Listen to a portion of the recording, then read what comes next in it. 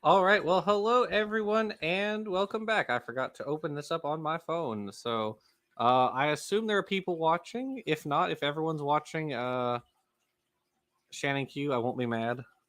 I like Shannon, so it's fine. I won't be mad. But if you are watching, welcome. Where is it? Oh, here it is. Let's see. Who do we have? Who do we have on today? We have. Whoops, too loud. Well, here in the show, we have my host and co-host Peter of Gonna Go For It. So welcome. Slightly less pretty than Shannon, and a lot less intelligent than Shannon. So, And we also have Nestlig, who is one of my script editors. Welcome back. Hello, hello. Let's see. As of right now, we have Bitcores. And that's it. All right. Well, everyone else is probably watching Shannon right now, so that's okay. All right. So we're watching. It's early.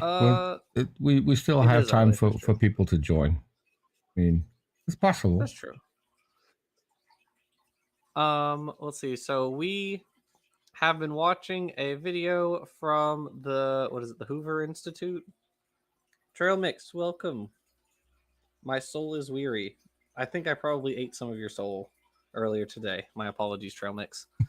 So we've been watching this video by the Hoover Institute. This is the second video by them that we've watched. They're kind of a less interesting, like, Prager University sort of channel. It's mostly like conservative stuff, but they're also leaning into well, I guess PragerU really does lean into the intelligent design stuff now. They had Stephen Meyer on for one video, which we did a whole response to way back when it first came out. And then now they've had Meyer on for a few more videos, which just it is what it is, I guess. I like the idea that they put something behind the host of the show, so it looks like there's steam coming out of his ears. I'm still not sure why they did that, but it's something that catches me every week. Why on earth would you do that? But, yeah, it was a bad idea. But anyways, the you have to remember that the end goal of creationism and intelligent design, the movements, is like theocracy.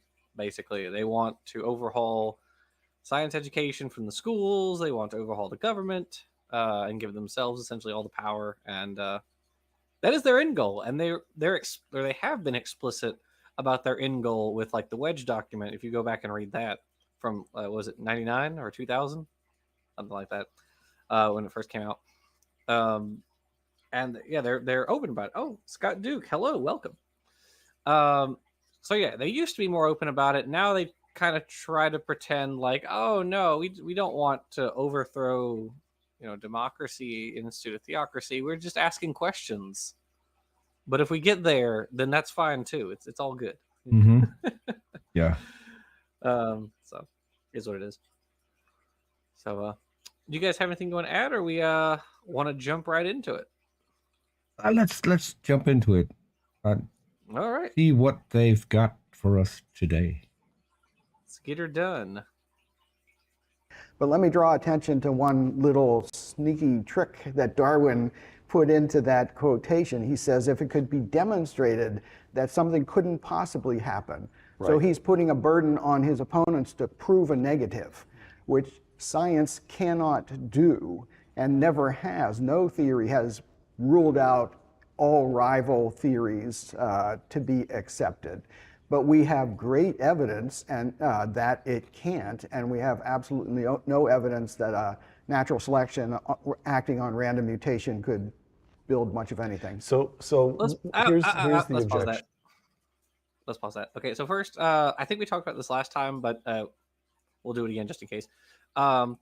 He says Darwin essentially tries to be sneaky and makes his opponents prove a negative. That's really not what he's doing. Darwin's doing a rhetorical flourish. Mm-hmm. He's saying Darwin is saying that here are some examples of things that are complicated, and like, for instance, Paley argued that like the eye is, very complicated, so it couldn't have evolved, or it couldn't have resulted from nature. It must have been designed that way. And Darwin's saying, no, here's this evidence that the eye probably did evolve. And he talks about some other things, these organs of extreme perfection, which is what that sub chapter is titled. And he says, here are these examples that I think we have good evidence to believe that they resulted from evolution by natural selection. But if it could be shown, if somebody could come along and say, hey, actually your evidence is wrong or it's incomplete, and we have better evidence indicating that these could actually not form through natural selection, then Darwin would say, okay, well, we have to abandon this theory then. That's all he's saying. It's just a rhetorical flourish. He's not like actually throwing down the gauntlet and saying, prove me wrong. There's a bit of a projection going on here. The one who's being sneaky is Michael Behe himself, by pretending that it's an actual quote when he leaves out most of the quote. Which we call quote mining. Hey, remember, quote mining is good. We are actually quote mining. Yeah. Was it? That was Matt Powell, wasn't it? Who said I am quote mining? It might be. Yeah, I think I saw a video of him saying that quote mining was a good thing because that would expose the people who are being quoted. I don't think he gets it. I recently, I was busy on the Peaceful Science forum arguing with somebody, and they gave a quote, not his own quote, but they just copy pasted a quote from something else.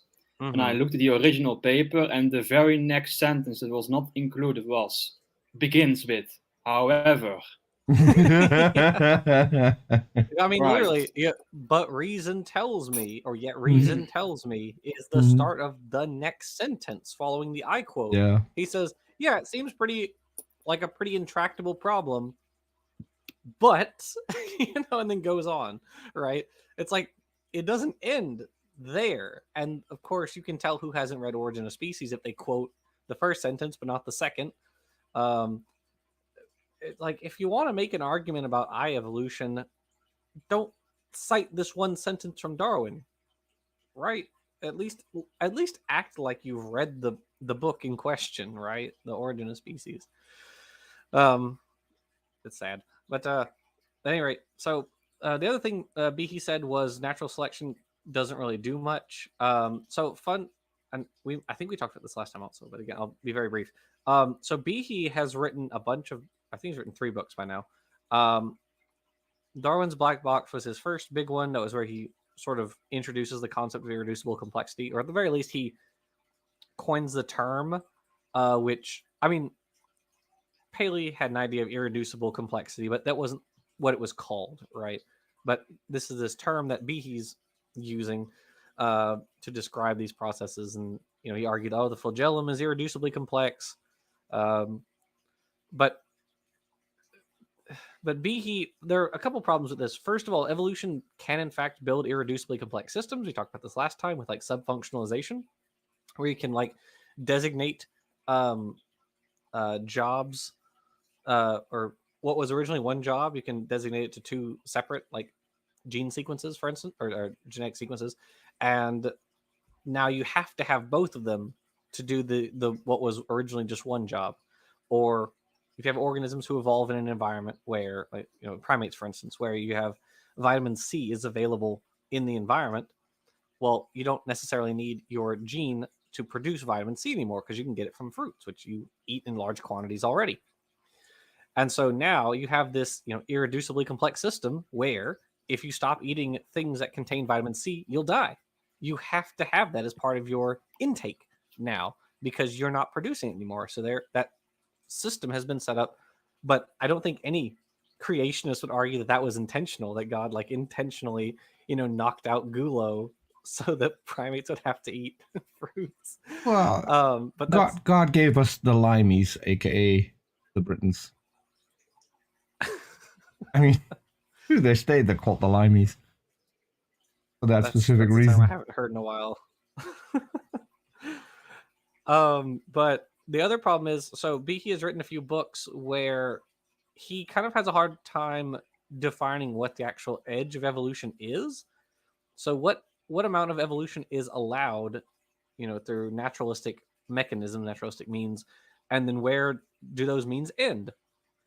And he doesn't really explain that in any of his books. He even wrote a book titled The Edge of Evolution, in which he does not explain it.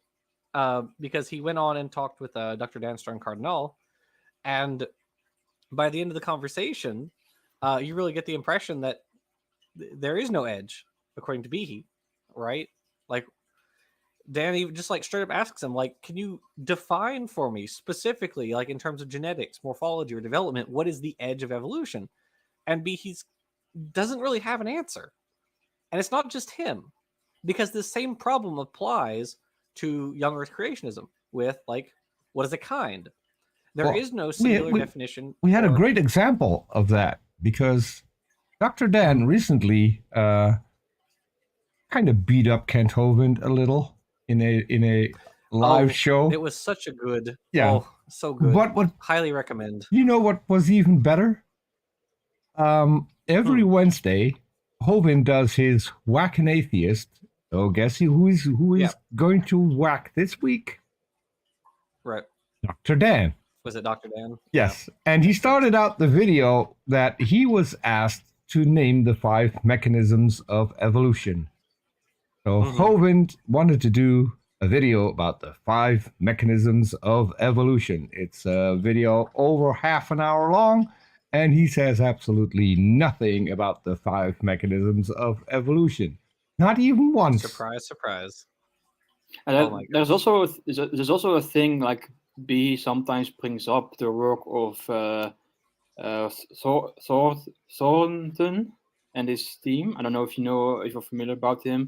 Like they looked at the evolution of the glucocorticoid receptors, basically how these arise, and they showed that this evolution required some neutral steps in between. Like it was an example of historical contingency in evolution, and Behe took that to mean.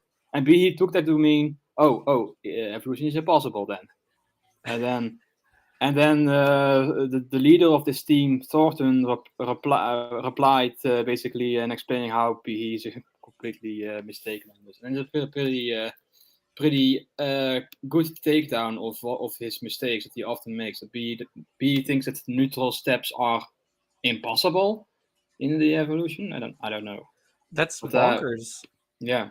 That's there's a field, if anyone's not familiar with it, there's a recent or it's a developing field, I guess. It's called constructive neutral evolution.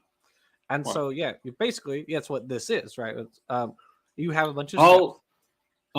This may not be constructive neutral evolution. This is just neutral steps. It may have been reversible steps still, but or maybe it could be an example of like one is not the same as the other, but still you're right. It's also another thing that Behe does not consider as well. Yeah.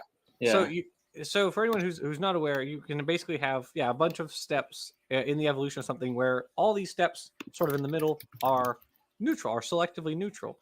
Right, they don't confer any major advantage or disadvantage, and just sort of pile up. Well, eventually, at some point, there may be some mutation or some set of mutations, which then now actually do confer selective advantage, and then those can be selected for. But the steps leading up to it were not necessarily beneficial. Right. But it's super weird to think that that means it's impossible or something. That's so bizarre.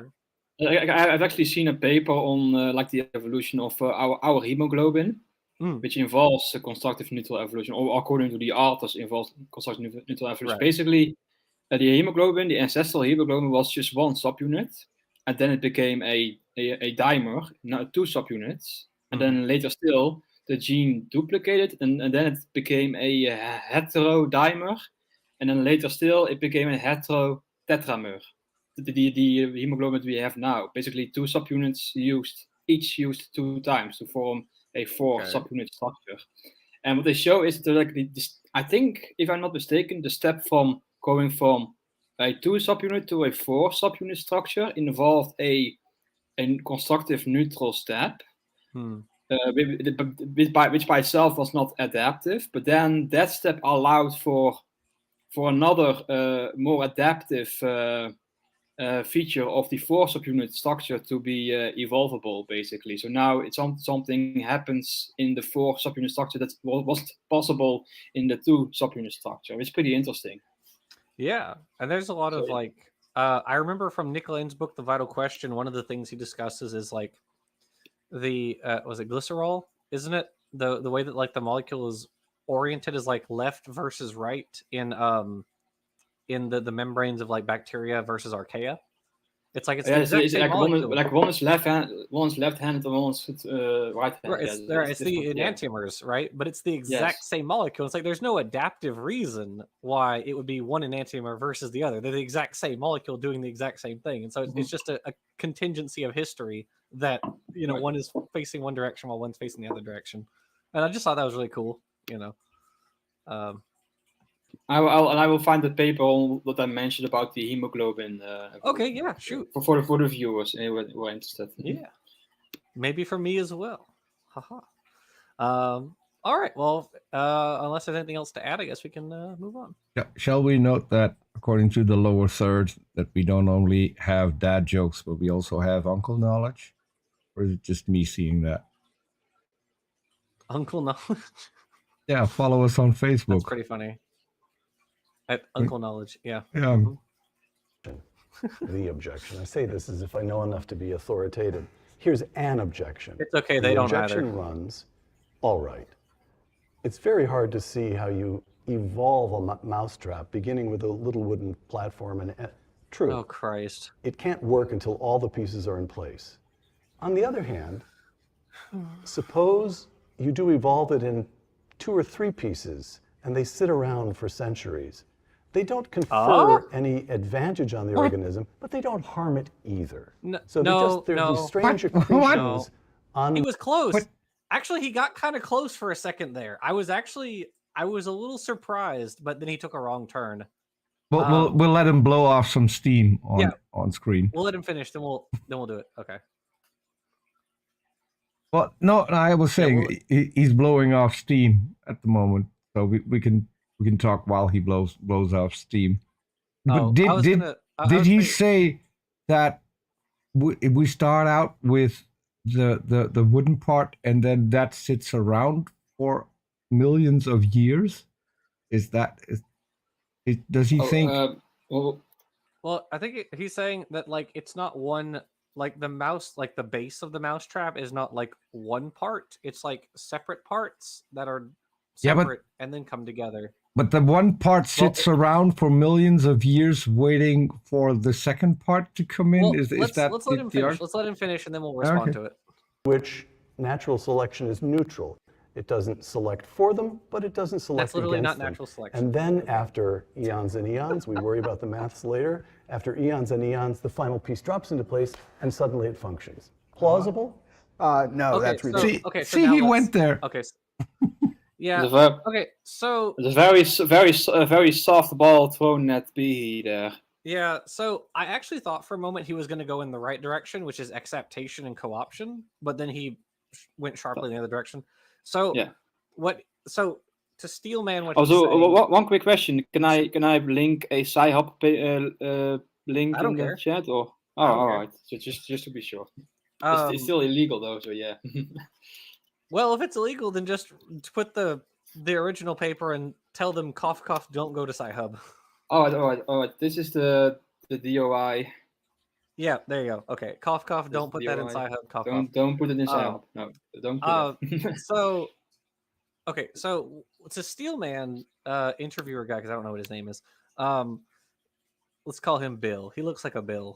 What Bill here is saying is you basically have all of these parts which are just sitting around neutrally. And he said natural selection acts on them, but they're not beneficial or harmful, in which case, literally, definitionally, it can't be natural selection. That'd be genetic drift, maybe. Maybe he's trying to say, like, genetic drift is causing them, I guess, to become merged together.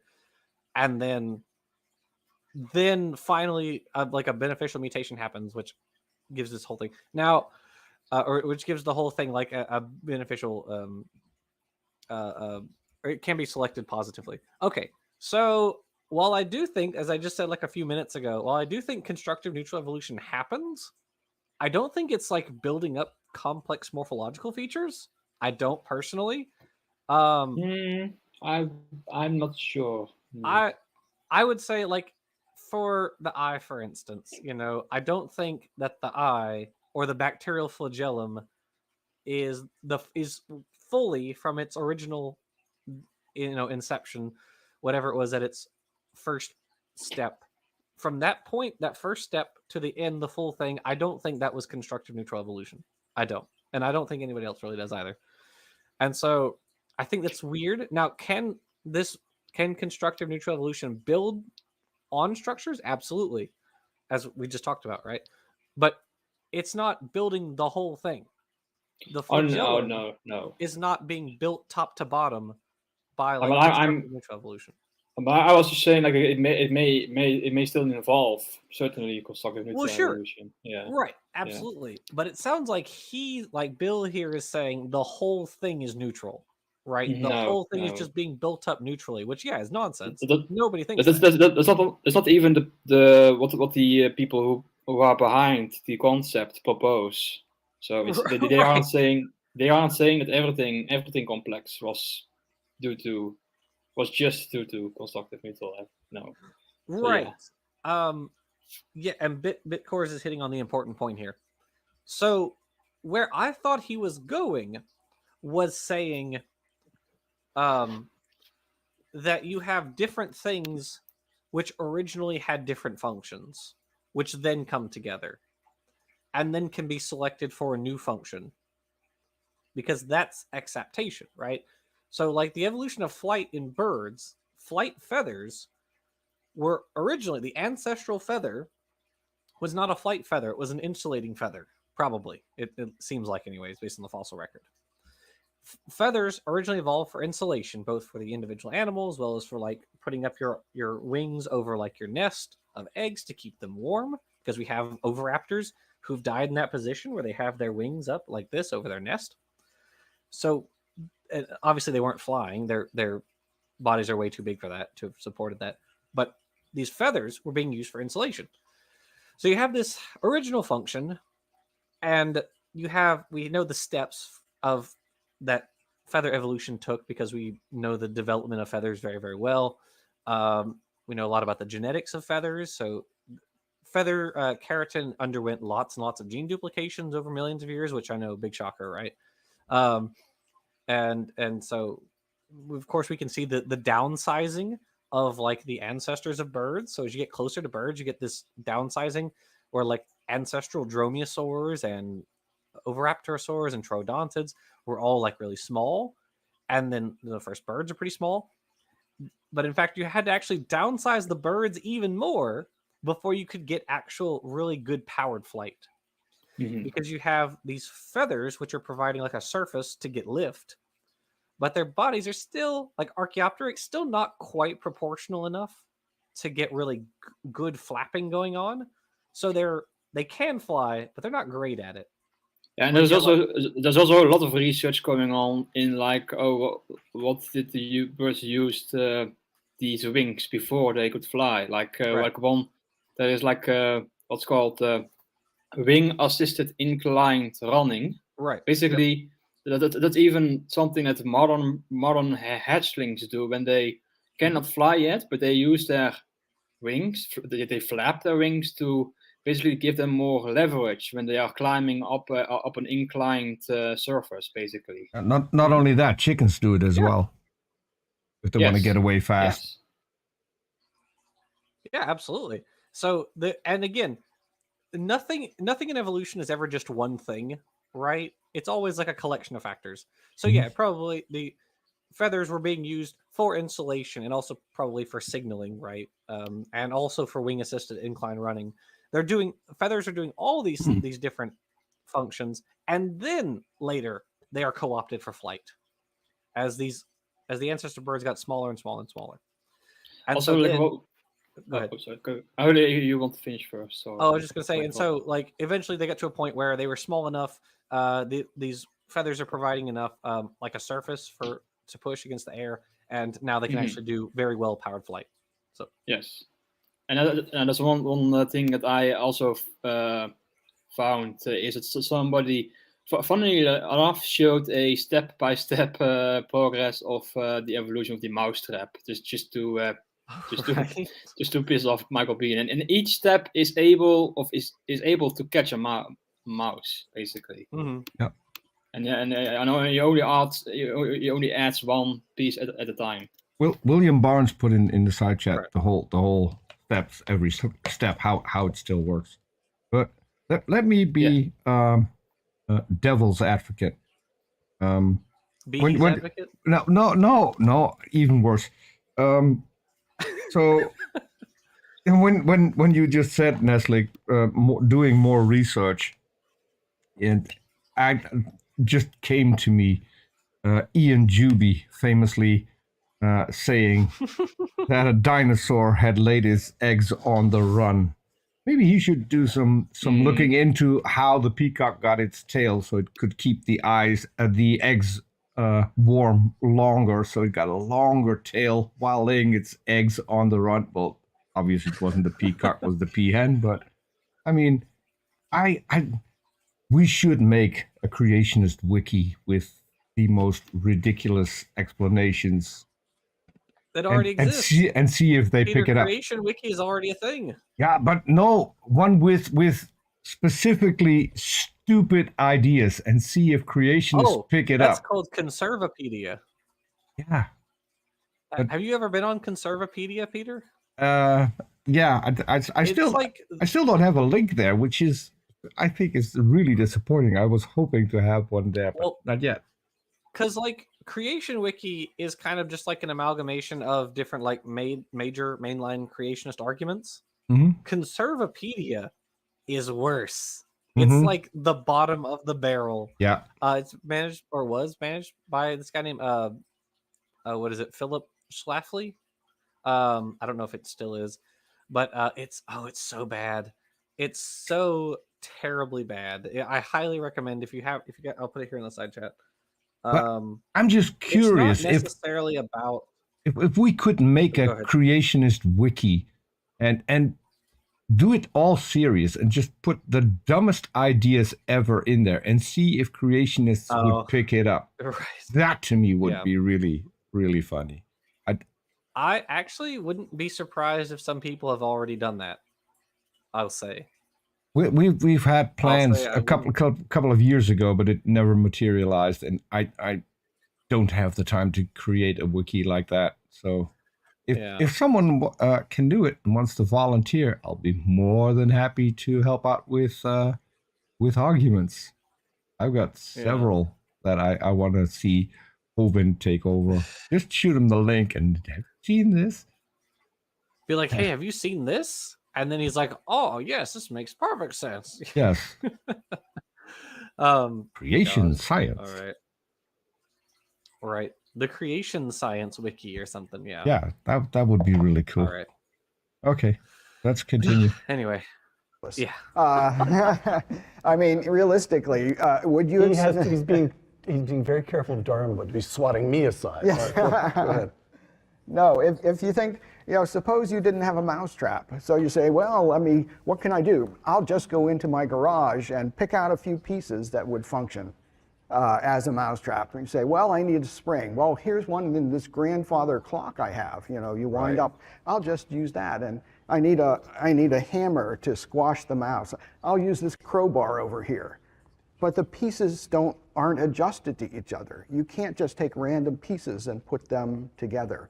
And naturally, if you're going to take stuff that obviously doesn't work, it obviously won't work, because you take a spring from a clock and you want to move a crowbar. And how the hell did you get from a mousetrap to a crowbar? Just imagine. He's saying, something to. Imagine we had mousetraps with crowbars. That would solve the population issue, because a lot of creationist kids would get their heads bashed in while trying to catch a mouse. I mean, I suppose that's true, but this is just an analogy. It's a bad analogy, but it's just an analogy. What pisses me off is he's saying. What pisses me off is the things that he's mentioning. Why no sane person going into their garage would pick a crowbar? That's what I'm saying. Well, they make it ridiculous. But, I'm not worried about. Yeah, go ahead. It's just me on a tangent. So what he's trying to get at is, and again, I don't want to steelman him.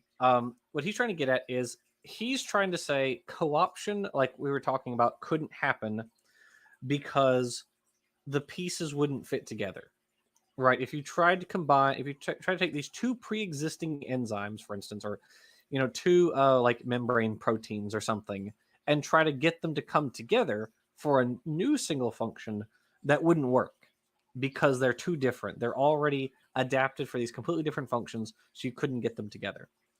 Now that is an actual testable claim, and it's wrong. Again, you can't actually. So there are one of my favorite examples of evolution, one which actually Behe kind of avoids. He knows about it, but he doesn't like to talk about it. Is the ice fish antiprotein. So there's this group of fish called the notothenioids, and they live in, or well, some of them at least live down. It's the Antarctic ice fish, right? Yes, the Antarctic ice fish. And so ancestrally, one of them duplicated a small bit of a protein that breaks down trypsin, called a trypsinogen. A trypsinogen, gene. And so this trypsinogen, the gene for it, they duplicated a 3 amino acid segments, so 9 nucleotides in total. And that got duplicated, and that on its own produces a very small amino acid chain that has a very minor function, just incidentally, in preventing ice crystal buildup in the bloodstream. Yeah. But if you duplicate that, which some of them did, now you are slightly better at preventing ice crystal formation than your ancestor was, than that guy who can only do it with only the one chain. And then you duplicate it again, and now you're slightly better at it, and do it again and again. And they have, 40 copies of this little segment in their genome. It's all lined up, but it's 40 copies, something like that. It's a huge, huge number. But now they're really, really good at preventing ice crystal formation. Whereas before, you can have just the one, but you're not very good at it. You're okay at it. But you have to keep doing this sequentially, and you get better and better and better. You're going up that Mount Improbable, getting towards the peak more and more. And so that's also kind of what we describe when we talk about the eye, for instance. Right, the eye is, or the proteins that we use for sight are used in other organisms, like bacteria, for regulating ion channels during the day and night. They don't use them to see; they can't see at all, but they can tell when there's sunlight hitting them, and they say, "Okay, I need to turn on this ion channel," and then when the sun goes down, "Okay, I need to turn it off." That's what they're using that for. We pack thousands and thousands of them into little cells called ciliary photoreceptors, and we use it as part of our phototransduction. So we use it to see. And so that's exaptation. That's co-option. That's using a membrane protein, which originally served a different function, for a new one. And there are loads and loads and loads of examples of things like that. Nestle, do you have any favorite examples of a co-option? Just off the top of your head? On top of my head, if I'm not mistaken, Behe often brings up the immune system, or he used to bring it up, at least. Right. And I think, if I'm not mistaken, I saw a paper that proposed that the components, not everything, of course, but some components of the VJD recombination system was co-opted from transposons. Oh, okay. Yeah. Well, that's another one. Now that you've reminded me of it. the retroviruses. So retroviruses, which have been co-opted for like making certain proteins in the placenta, right? So they make syncytine, which causes a syncytial cell. So basically, they have a bunch of nuclei in a single cell, and this is how they're moving materials from the mother to the fetus and vice versa, right? Those genes were from retroviruses that have now been co-opted for new function. And what's even more interesting than that, in my opinion, is actually we use a retroviral gene in long-term memory. So we actually, what is it, ARC/ARG like 3.1 or something like that?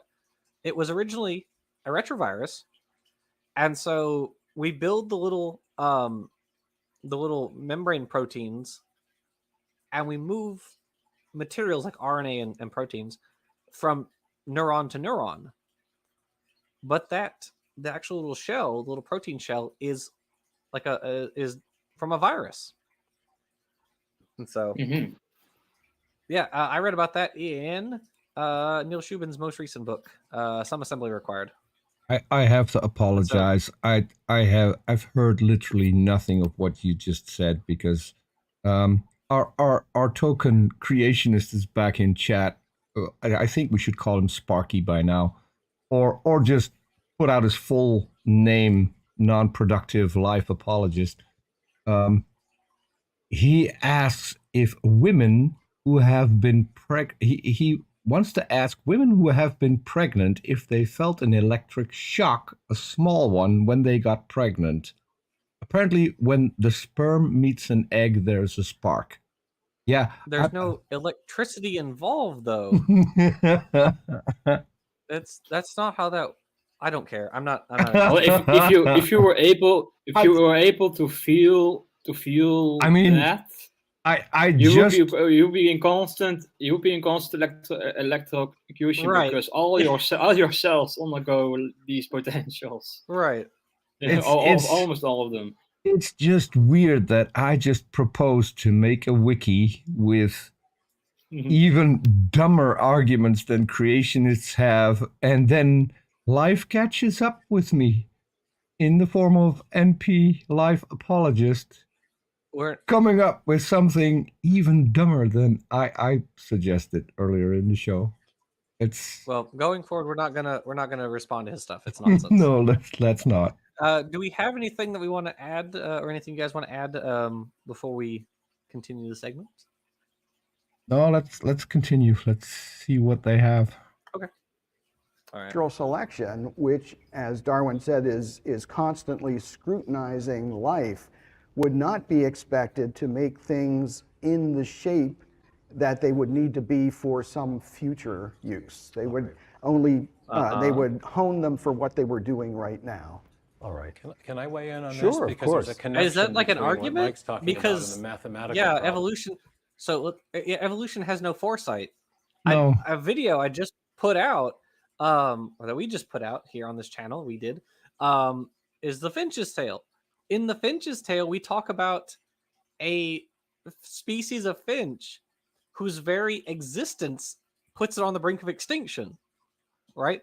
By speciating, by separating allopatrically from the larger population and developing a set of genetic differences that prevent them from interbreeding with the larger population, they are putting themselves on the brink of extinction. There's no foresight there. It just so happens that this set of circumstances arose, and now they're becoming a new species. Right? There's no foresight there, because if you were a designer, why would you make a set of, a new species where it's like, oh, they just went extinct? Oh well, it'd be kind of silly. Are you calling God stupid, Jackson, for making animals that couldn't survive anyway? I would say just at the very least silly. I'm still going with stupid. Silly. I'm going with he's stupid. Just a silly guy. Yeah. He's just a silly little guy. He's just being silly. Anyway, that John was alluding to. and that is that in these actual systems, these nanomachines that Mike has made famous in his work, for example, the bacterial flagellar motor or the ATP synthase, one's a rotary. This man has made the flagellar motor a rock star. Well, he kind of has. He kind Yes, of he has. actually- So, But it's, you know, okay. it's a third. So he's made it. He has like made it infamous, right?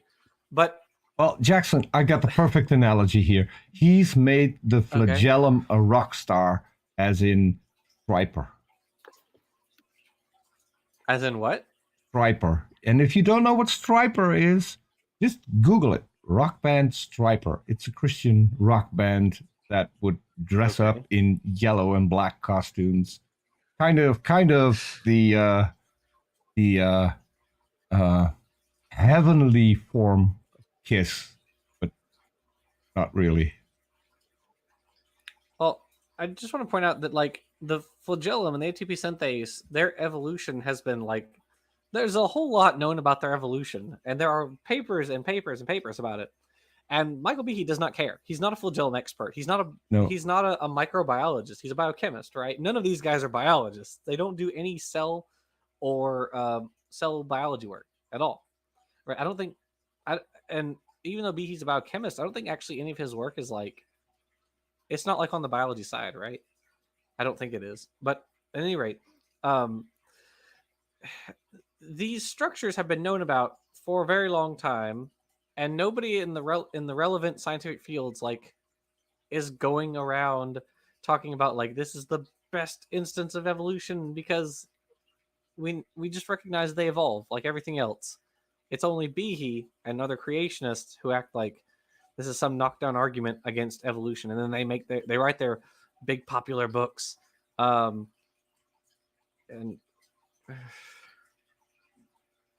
if Jackson isn't calling God stupid, I will. Well, you know, he's just a silly little guy. He's just doing little guy things. Anyway, I guess we can keep going. Okay. 30-part rotary engine. The ATP synthase is a turbine with multiple parts, but the parts are made of proteins, and proteins are in essence the toolbox of the cell. They perform specific functions in view of their three-dimensional shapes. So they make the parts of molecular machines. They function as enzymes to catalyze reactions at super fast rates. Yep, They proteins help are cool. process information. But if you were to build a system like the flagellar motor, you need 30 proteins that fit together in an integrated fashion.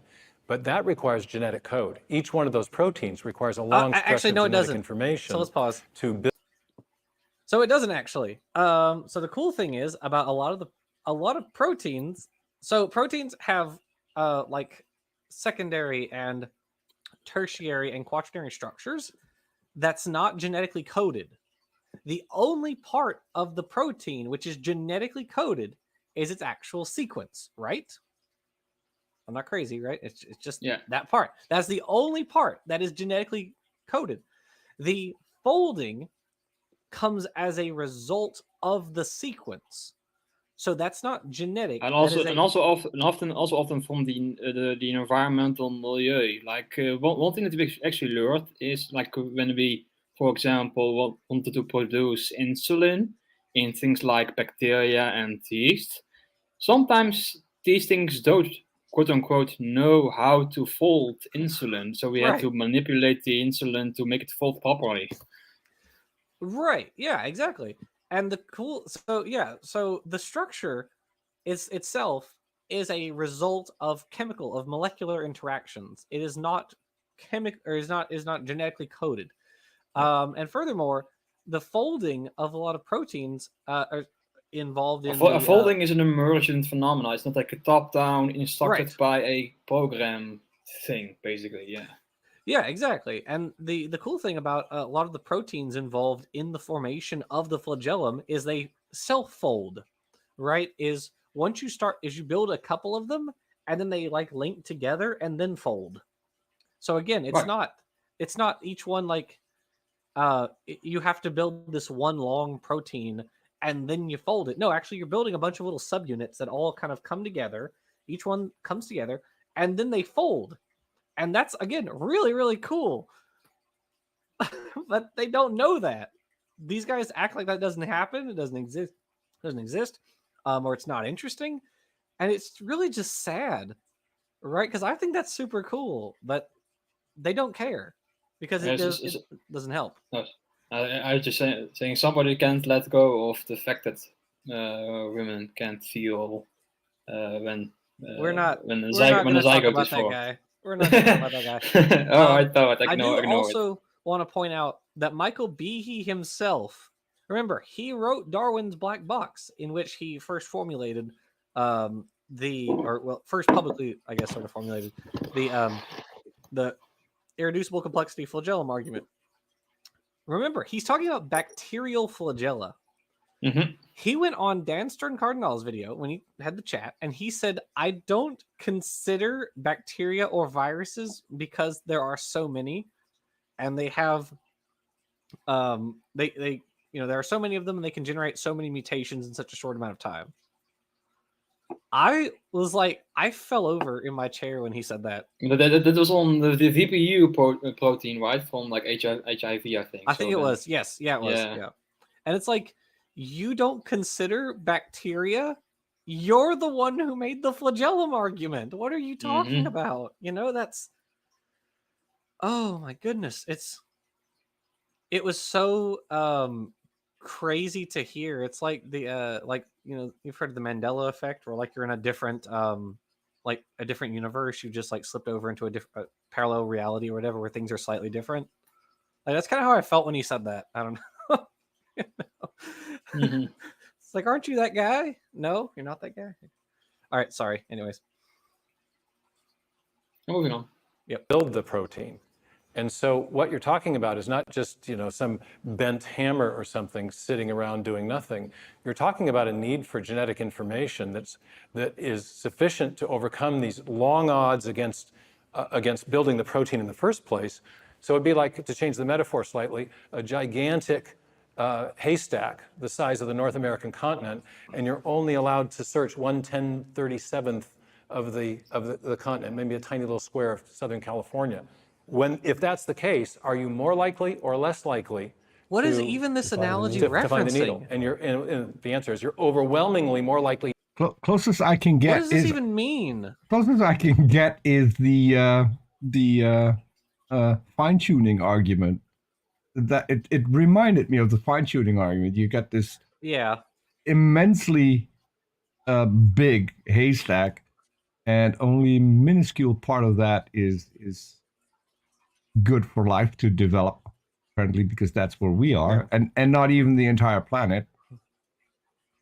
That would be a good analogy, but I don't think that that is the thing that he's talking about. I have no idea what he's talking about. Yeah, I don't know. Anyway. Also, I don't think the people in chat should entertain this Sparky anymore, because you know what we're going to do is we're going to end up with a young Earth creationist who buys a taser and then starts zapping women and then asking them, "Do you feel pregnant yet?" Oh, let's be careful. There you go. I'm done with it. Okay. All right, moving on. Not to find the needle than to find it, which is to say the mutation selection mechanism lacks the creative power to generate new biological information. Close to the creative. Exactly, and that's for one protein. That's one protein out of 13 proteins necessary to make the waving little tail, which is only one machine. Right. Yeah. And that, in a sense, is before you said anything about the fact that the information required is linguistic. And linguistic language is not produced by random processes. Right. What? And this again, let's pause that. What? Again, remember, none of these guys are biologists, but also I want to go back to the example I gave earlier to just show how non-linguistic DNA is. Remember back to the example I gave with the ice fish. In the ice fish example, you have a small segment of just 9 nucleotides, 3 amino acids, which are in sequence with each other, right? You're just copying that. It's kind of like saying, imagine if you had the word, I don't like making analogies, but here you go. It's kind of like you take, like, imagine you have, like, the 3 letters that make up the word cat, but like in a different word, right? And like catch, like you take the word catch, you take cat out, and then you say, like, okay, we're gonna we're gonna make a word out of cat, but it's cat, and that's a new word now. It's like that's not at all how language works, right? That just is fundamentally non-linguistic. And so for him to sit here and like, you know, act so so smug about like, oh yes, this is this fundamental linguistic way that DNA works. No, bull crap. That's not at all how this works.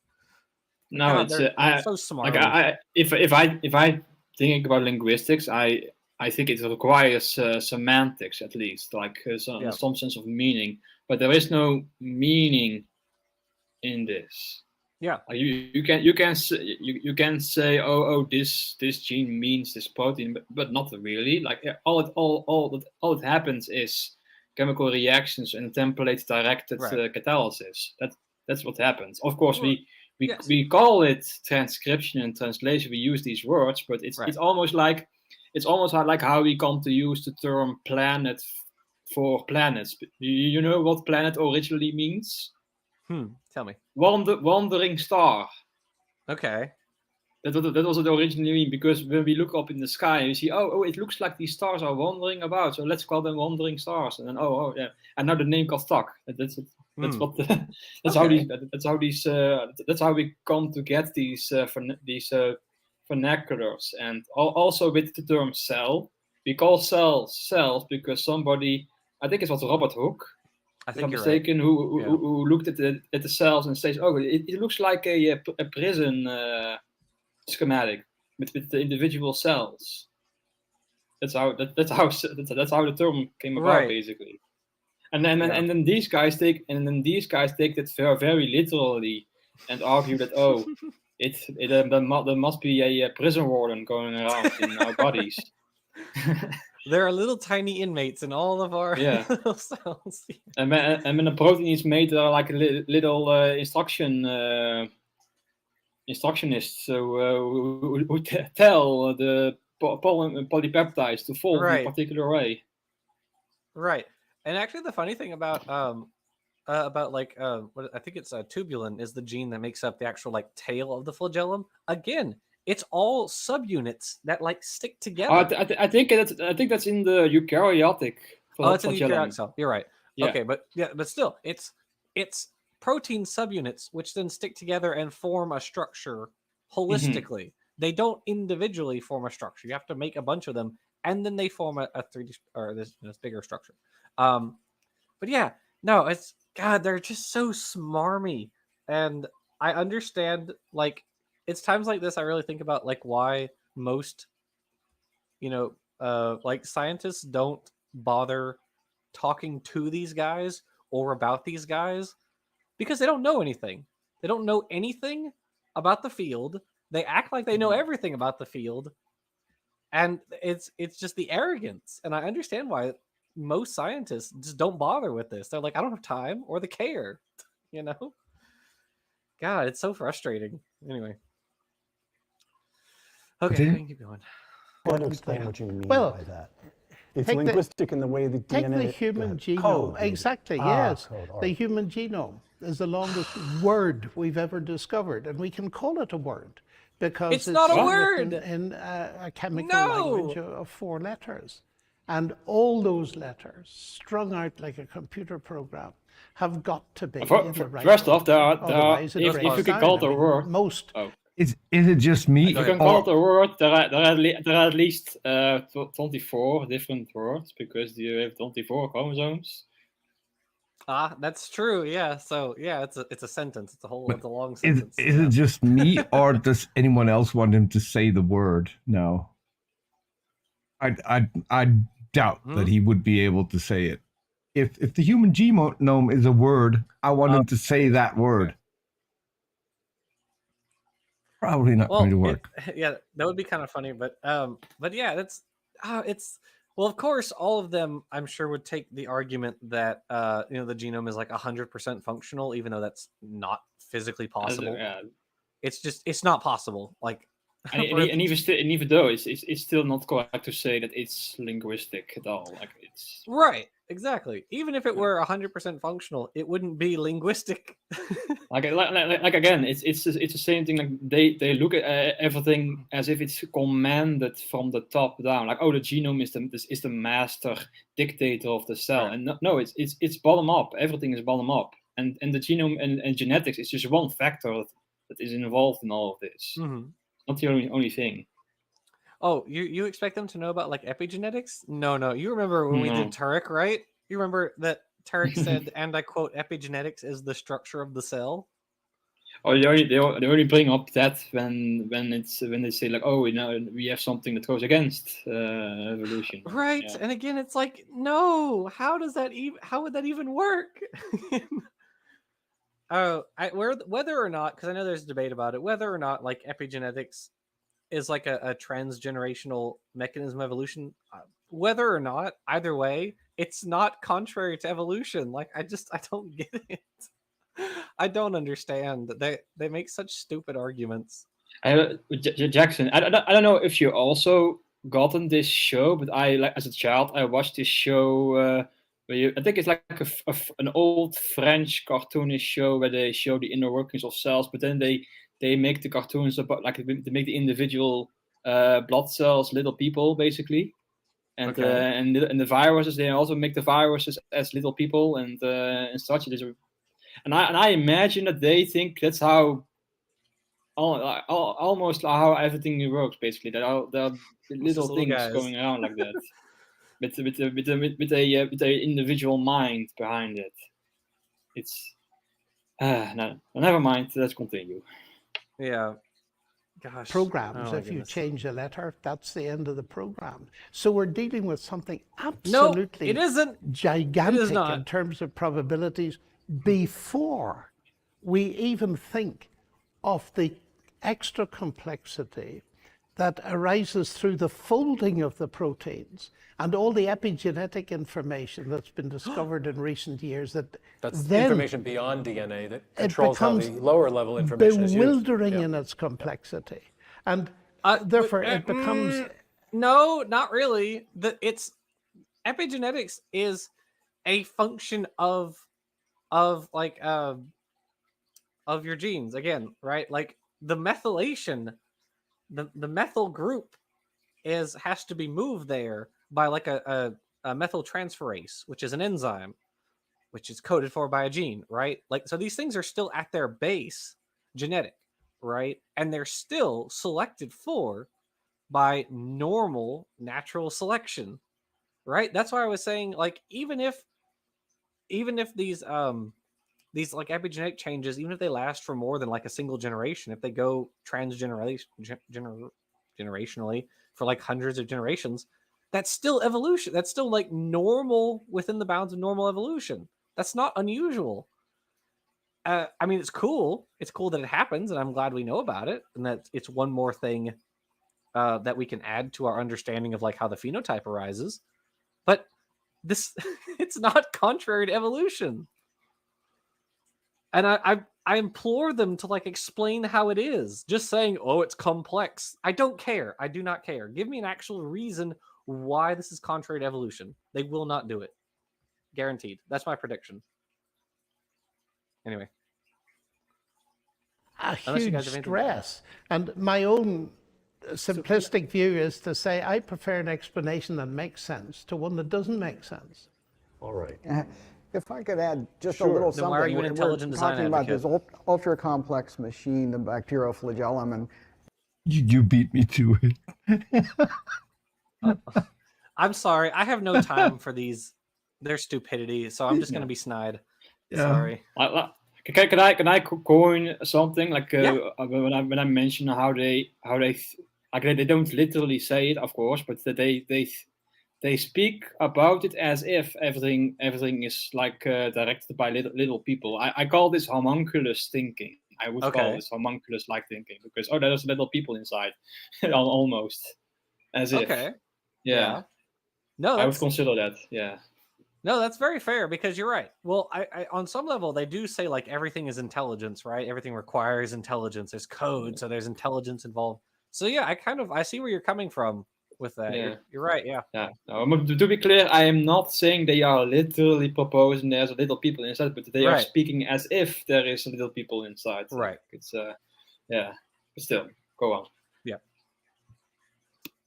And saying that what Darwinian processes are laughably inadequate to explain it. But I want to point out that it can explain things a whole lot more simple than a bacterial flagellum.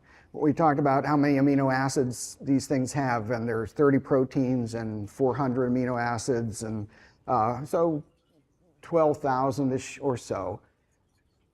But in order to develop resistance to the anti-malarial drug Did he say chloroquine, 400 amino acids? it took trillions and trillions of malarial cells, Plasmodium falciparum, to get 2 crummy mutations. 2, and we're talking about 12,000 for the flagellum. Now, Hold on. trillions. Hold on. First of all, did he say 400 amino acids? Did I hear him say that correctly?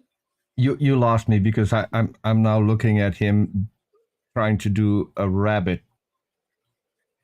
Well, in the shadow. I think he said 400, which maybe giving a shadow. Yeah. Almost. Yeah, he's doing like but there are not 400 amino acids. Although, what was he saying? That a protein that contains 400 amino. Is that what he was saying? Amino? It contained a single a sequence of 400. Okay, maybe that's what he was saying, because he just went over it so fast. I was like, hold on, is that what he said? But okay, maybe. But also, okay, well, okay, I guess I'll let him finish, and then then we'll respond to this. I'm sorry, I didn't mean to. Sorry. And for each extra mutation, it goes up exponentially. That, Steve was talking in exponential language, but that's another factor of a trillion for another one, and another factor of a trillion for the next one too. Okay, so all right, this now let's is pause. truly. Okay, so he's just doing the stupid waiting time problem again. We've already dealt with this. Okay, so the probability argument, yeah. So, yeah.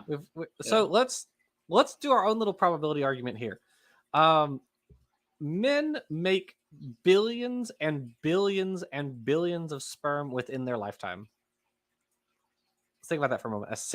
One single man makes billions and billions and billions of sperm in his lifetime, right? Somehow we ended up with Michael Behe. Oh, unfortunately. lucky us. Yeah, someone do the probability math on that one. This is truly the darkest timeline. Yes. So, yeah, you're right. Okay.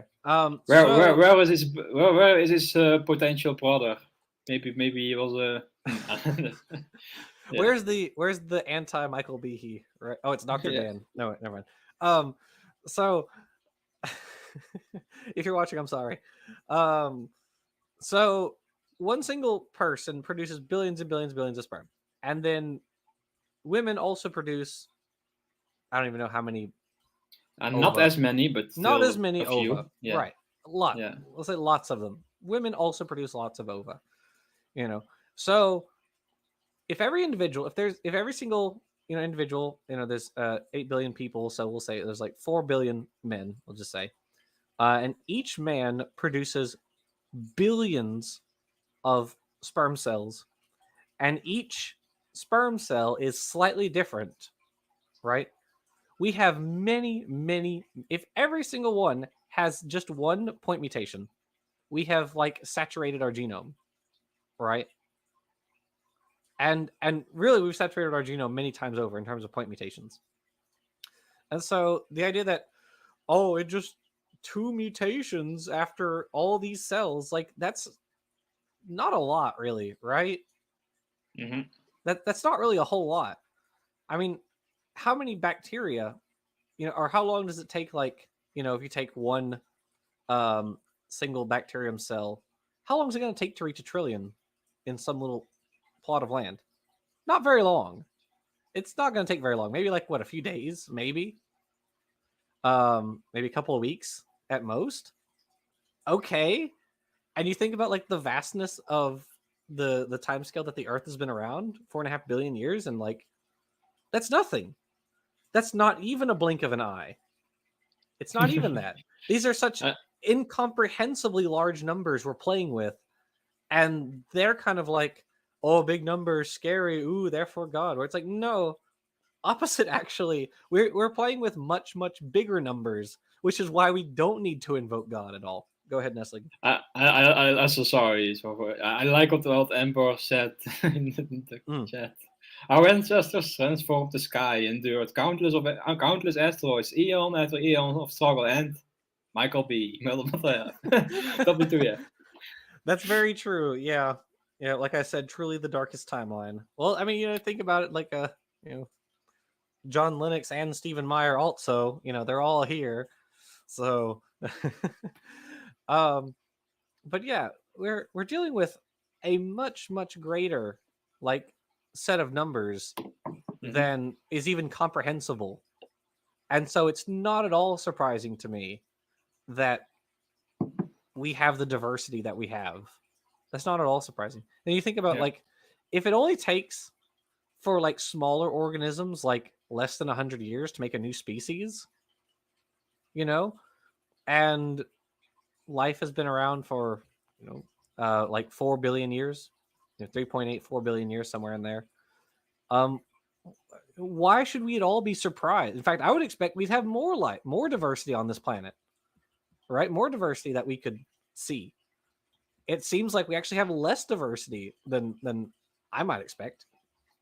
And actually, Dawkins made a point about that in the Ancestor's Tale. He said, given how long, because in the Finch's Tale, we talked about in a single year, 1 year, there was a selection event in these finches where their beaks got larger.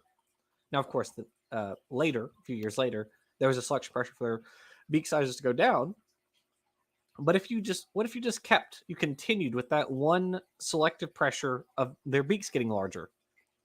Well, the Grants, Peter and Rosemary Grant calculated that for Fortis, Geospiza fortis, with their much smaller beak size than Geospiza magnorostris, it would only take 23 successive years to go from your Geospiza fortis original to the beak size of Geospiza magnorostris. Just 23 years of that same degree of natural selection, right? That's such short time. That's within my own lifetime, right? I'm only 25 years old, so they're just, I don't know. It's crazy to think about how little they comprehend about biology. And actually, I think it was Kenneth Miller who beat Behe on that point, wasn't it? Because Behe made some kind of estimate about if we have this many bacteria in this section of land, and then I think it was Kenneth Miller who came along and was like, actually, these are the correct calculations, and it takes significantly less time than Behe had calculated. But I think it's also the case that a lot of life is hidden to us. Yeah, there is something called the deep biosphere, which is basically a section of the biosphere that is not as connected to the photosynthesis based ecosystem that we rely on. And that is basically, and that biosphere is estimated to be 15% by mass, and maybe much more diverse than we even can possibly think about. Yeah, absolutely. Yeah, that is really cool to think about. Even if you drill down 10 kilometers down in the crust, you can still find life there. it's pretty impressive. Yeah, Archaeans and all kinds of stuff. Yeah, absolutely. And you're just eating and breathing rock the whole time. must be alive, without Behe, at least. Dang, yeah. Are you saying those came from a rock? That's yes. They came from the rocks. I'm going to kill you if you do. Okay, continue. Yes. Truly, even much, much simpler things than we've been talking about are beyond Darwinian processes. I just want to add one little cute thing is that these days scientists can do evolution in the laboratory, grow bacterial cultures and for a long time and see what happens. and a man named Richard Lennox, a biologist at... On that note, what people can do in the lab, Nestle, have you seen what these stupid Dutch people have done this week? I have not heard about that. No. They made a meatball. Oh yeah, I saw that. Yes. You talking about the mammoth meatball? I know what you're talking about. Yes, the mammoth meatball. They made. Okay, do you want to say it, or do I? Go ahead. Go ahead, Peter. Yeah, they grew mammoth meat, ground it up, made a meatball out of it, and fried it. But the sad thing is, no one can taste it because we have no clue what effect the meat would have on the human body. So it's probably something that we're not about to taste. But this is consider. Yeah, but this inmate or something. Yeah, but this is because they want to grow meat, so we don't have to kill animals anymore, which I think is a great endeavor. Maybe we should put more money behind that.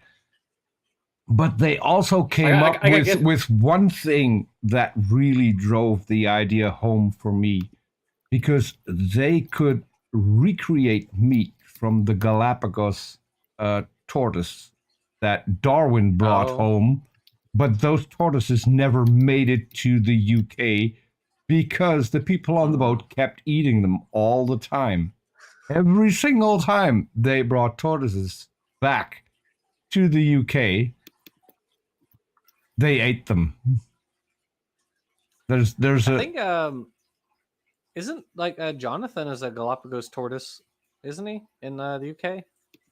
Well, but this was when they discovered them, and they had to bring them back to the UK in order to catalog them and to name them, but none of them made it there. And so if you really want to check this out, there's a TV show in the UK, kind of a science-y quiz, used to be presented by Stephen Fry. And they did a bit about this tortoise, and it's the most hilarious thing you'll ever see, because there was a point where they ate the last tortoise while seeing the harbor. It's incredibly funny, but if they can bring that back, yeah, I'd be all for it. Also, I can add some context about the meatball. What they did is they took sheep cells and they basically removed the gene for myoglobin and inserted the mammoth gene for myoglobin. And the principle is that myoglobin is the dominant factor that determines the flavor of the meat. Basically. Oh. That's why. So. Okay. I'm not sure about that, but it sounds neat. Yeah. Mm-hmm. Okay. All right. Let's hear what he says about Richard Lennox, because I'm almost certain he's going to be wrong. Michigan did this for a bacterium called E. coli, and one of the first mutations that he saw that really helped the bacteria grow faster was when it deleted the genes, got rid of the genes for the bacterial instead of adding information, flagellum. it's dropping it. Exactly, and that's something we haven't touched on yet, but oftentimes a whole lot. Okay, let's pause. Okay. If you're in an environment where you don't have to go anywhere because your food is provided to you, why would you make flagella? Why? If I'm not mistaken, they used a strain that already did not have flagella. Oh, is that what it was? Okay. I think so. Yeah, they just started out. In which case, flagella. It's even more dumb, because then he's just lying. Yeah. Although I think like. Maybe I'm wrong, but I think that if I'm not mistaken, the bacteria had genes for flagella, but in this particular strain, the flagella were already turned off, so to speak. Okay, I got you. So they started out without bacteria, without flagella already. So yeah. I do actually, since we're on this topic, and I didn't know that, so thank you, Nestle. I appreciate it. While we're on this topic, Behe once wrote a blog post asking for like researchers to like grow, or was it take a species of bacterium that has a flagellum, like delete it or delete the genes for it or whatever, and have it like re-evolve a flagellum. And it turns out that a team of researchers had actually already done that. So they made this. They took the strain, or they like deleted one of the genes like that would turn on the flagellum, and they put them in. They put the bacteria in this environment, in which case they were they needed to move basically. And after like a certain number of generations, they co-opted a gene to turn the flagellum making back on again. And Behe didn't bring it. He didn't talk about it afterwards, which I thought was really funny, because that was the thing he asked for. So, womp womp. All right, we can keep going.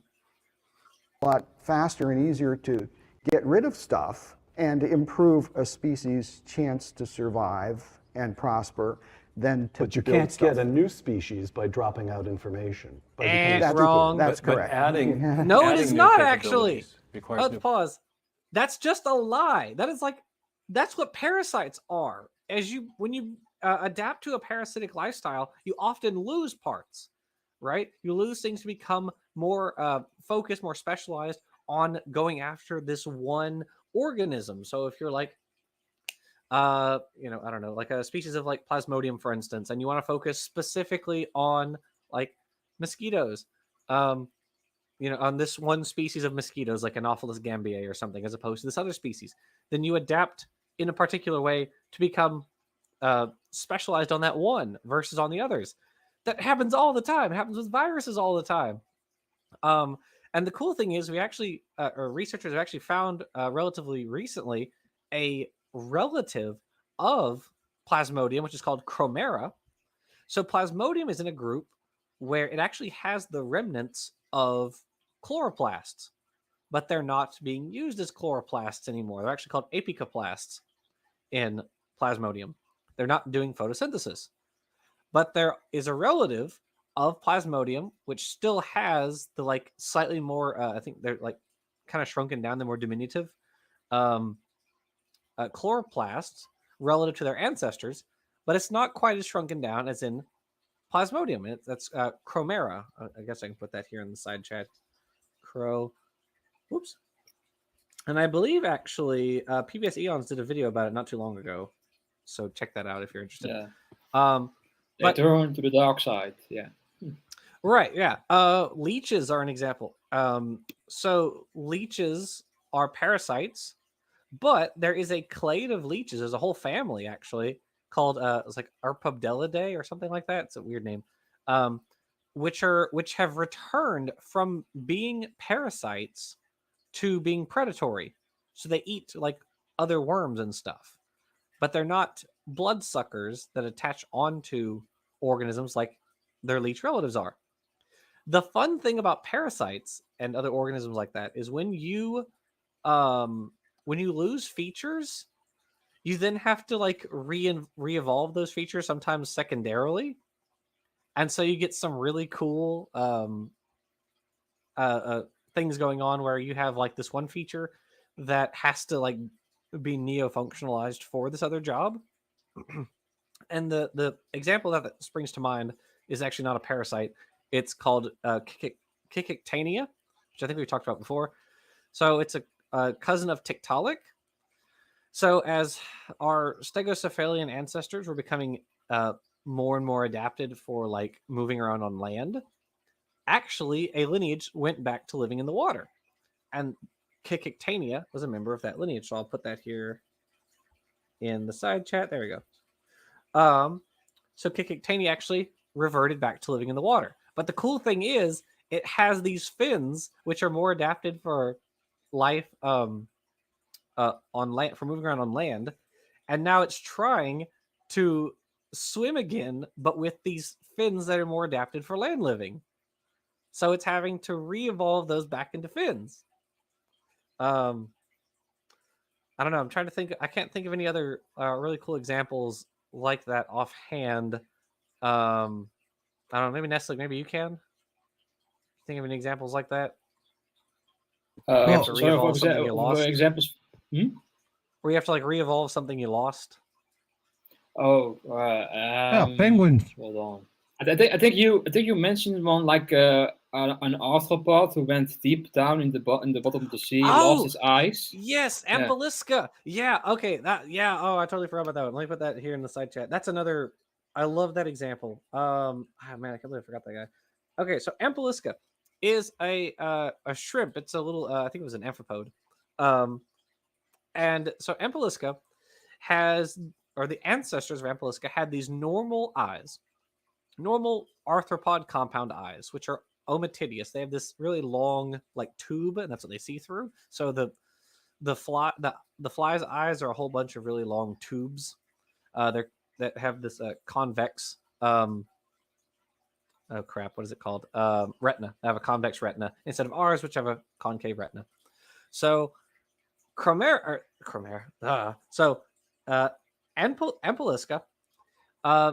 its ancestors adapted to living in deep water. You don't really need eyes if you're living in the deep water because there's no light down there. You can't really see anything.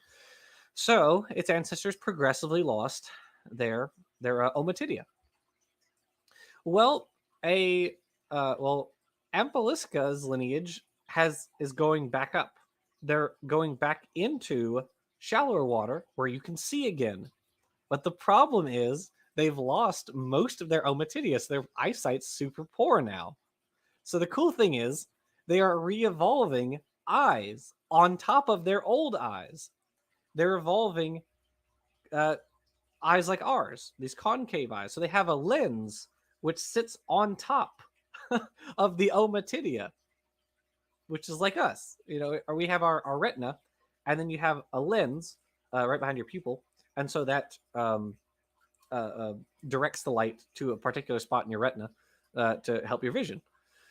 And so that's basically what they're doing, and it's like I think that's super cool, because this is that they lost their eyes and now they're having to re-evolve eyes, but they can't do it in the same way because evolution is about historical contingencies. And so they've just happened to historically contingent themselves into a different path. And so they're building like concave eyes, lens eyes on top of these compound eyes. But yeah, that's such a cool, weird example. And thank you for reminding me. That's like I totally forgot.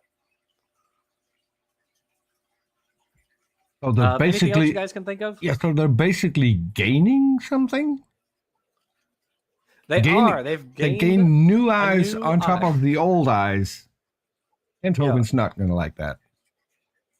It's such a super weird thing. I'm sure you can come up with like Nestle, you do like stuff with plants. I don't know. Are there any like examples where like a flower like lost its petals, so it had to make its like carpels, or sorry, its sepals like bright and colorful to like make up for that or something? I cannot think of an example on the top of my head like that. Sorry. Okay, that's okay. But anyway, or was it the yucca does like secondary thickening in its trunk, but monocots don't have secondary thickening, so it independently invented this thing that like eudicots do, right? Oh, I don't know about that. Sorry. That's okay. At any rate, it's just kind of cool. Ember just asked a question, and I think Ember, go over to PZ Meyer's channel. He's probably got an answer for that. He might know. Yeah, I don't know about spider eyes. Anything spiders? That's PZ territory. Oh, and we lost. Sorry, I don't really know we lost Nestle. Well, maybe he'll come back.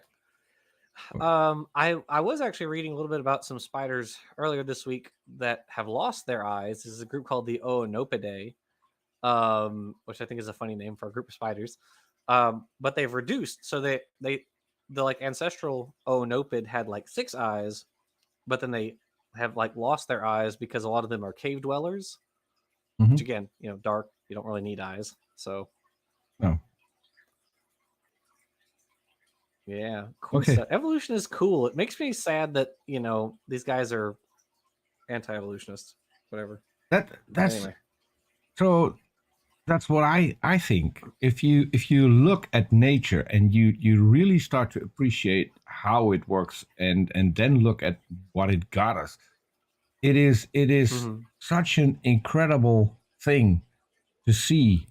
Yeah. And the fact that these people just go out of their way to just ignore all of that, that's the part that I can't grasp. Even if you want to believe in a god, then your god would be so much more impressive having made nature the way it is. And that's the part that I don't get. But I don't know. Maybe it makes more sense that it just poofed into existence, because that's very That's sensible. what he said. That's what Lennox said. Yeah. Yeah. He likes the Yeah, it would be a lot cooler. things that make more sense. Okay. Shall we continue? Yeah, convergent evolution in general is weird. Shall we continue? Because I'm getting images that Stephen Meyer is trying to point out to the host how big he is. But never mind. Yeah, I guess we can go forward. Yeah.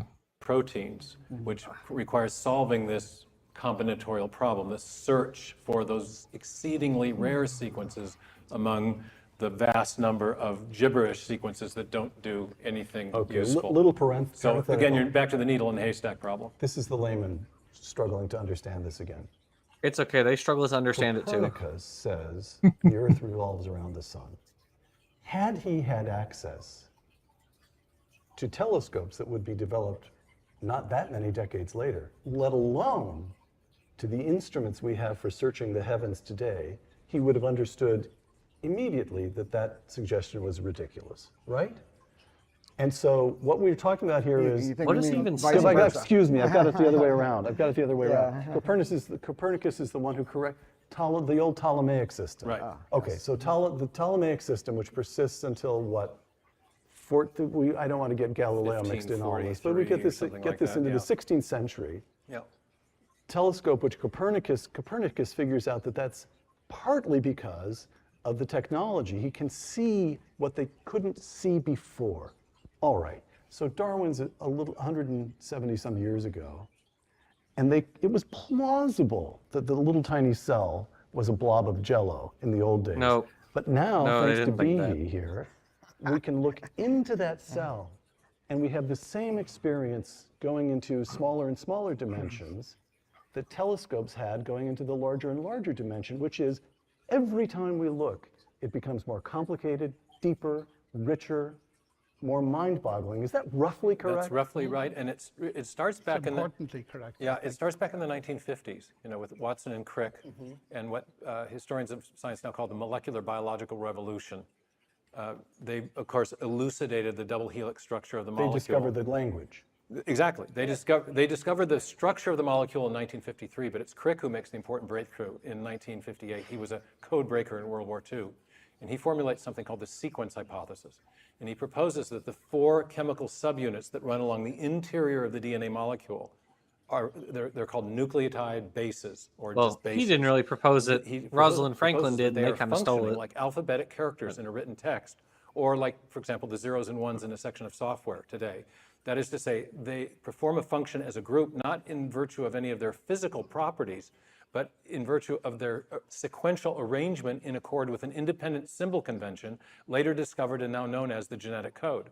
And over the ensuing 7 or 8 years, Crick's sequence hypothesis was confirmed by a series of experiments on both sides of the Atlantic, and that gave us this new informational understanding. The information revolution came to biology, because what we realized is that inside the cell we have a complex information storage, transmission, and processing system. And to explain the origin of life, you've got to explain that. And to explain any new form of life, you've got to explain how you can take a section of code, randomly change it, and hope to come up with another section of code without destroying the function of the code you started with. So the three of That's you, such I want to get to the okay, to hold on, let's pause. Is he suggesting we don't know anything about speciation? Because we do. We know a lot about speciation. I just finished Speciation by Coin and Ore not too long ago, and this idea that we have no idea how random mutations contribute to the formation of new species. That's abject nonsense. It's also super weird for a guy who supposedly accepts like freaking like, you know, phylum level common ancestry to be like, well, we don't know where species come from. Like, really? That's what you think? That's weird. Okay. But whatever. No, it's just nonsense. We know how species arise. We've talked. One of my favorite examples is the Procambarus virginalis, which is a crawfish that through autopolyploidy is now triploid and is now a different species from its ancestor, which was Procambarus phallax. We know of lots of different instances in which like different populations of like the same species of beetle have like separated and gone to different plants. So now they specialize on different plants, and now because they specialize in different plants, they don't interbreed with each other. Like, this is not a question really at all. So I don't get it. I don't know why he's saying nonsense like this. This is so far behind where we are today. Anyway, do you guys have anything you want to add? William Barnes said in Okay. chat, we know where species came from since the dawn of agriculture. Corn. We invented corn. It's worse. We invented the banana, and then the plant started walking. So the only walking plant on Earth is the banana. I'm not kidding. I think actually a number of plants walk. Well, my hypothesis is that the banana evolved the ability to walk to get away from Ray Comfort. It's that I believe. I will get behind you on that one. Yeah, I mean, we have to run it by Maddox, but I think it makes sense. Sorry. No, I agree with you. But yeah, we have known about like the concept. Obviously, I didn't know about like genetics, but the concept that like there are minor variations, and then we pick from the minor variations that we have, and we continue picking on those variations to generate more and more and more like conspicuous variation. Like, that's a thing everyone's known how to do for like 12,000 years at this point. Mm-hmm. So that's kind of nuts. So also I did get one comment from someone who's watching the show that said justice for Rosalind, because Watson and Crick kind of and also Maurice Wilkins, who was one of Franklin's partners, or one of her research partners. They kind of all took the credit for something that she should have also received credit for. But anyway, Meyer accepts file level common ancestry. Does he though? This is what DM Wing says. Actually, so he does say that in Darwin's Doubt, sort of implicitly. He says body plans share a common ancestor, and the phylum equates with the body plan. That's what he says. So he says it implicitly. He doesn't say it explicitly. However, as he has gone on, he has been more and more and more like exclusive with things that he thinks are related by common ancestry. For instance, he thinks mammals. He says he thinks mammals don't share a common ancestor with reptiles. He thinks dinosaurs don't share a common ancestor with birds. Or birds aren't dinosaurs, or that dinosaurs don't share a common ancestor with like crocodiles, for instance. So he says it. It's kind of like, we're not young Earth creationists. Right? I don't know. I'm very cynical about them because they're just liars. I'm sorry, Nestle. Go ahead. I wasn't saying anything. Sorry. Oh, I thought you said something. Oh, my bad. Anyways, so body plan share a common ancestor. The crab phenotype has entered the chat. Yeah, well, that's the funny thing about. Well, we talked about this before.